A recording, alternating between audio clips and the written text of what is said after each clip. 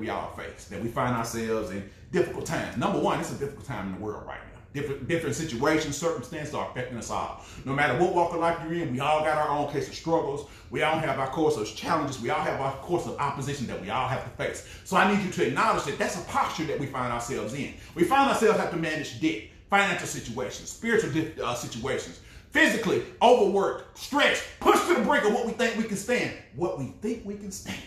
I need us to realize that that's just a posture of a situation. That doesn't define you. Just because you feel weak and tired doesn't make you a weak.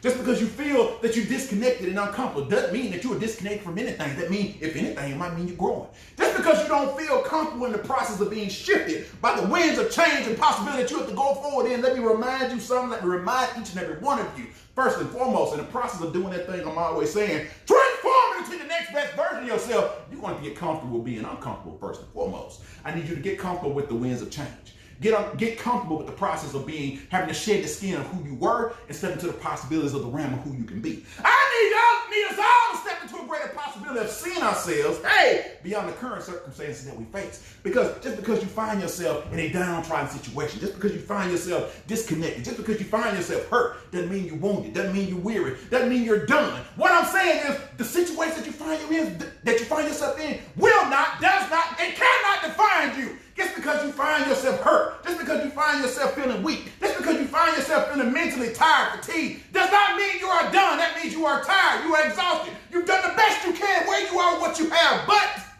Lord willing, if you're given another day, another opportunity, another chance, because you realize where you are, now it's time to fix your posture and go forward, because that gives you an opportunity to realize where you stand and decide you want to praise. And then, well, hold on now. You just told me to recognize where I am and understand my posture. I did. But how are you going to fix it? How can you fix it just because you know where you are?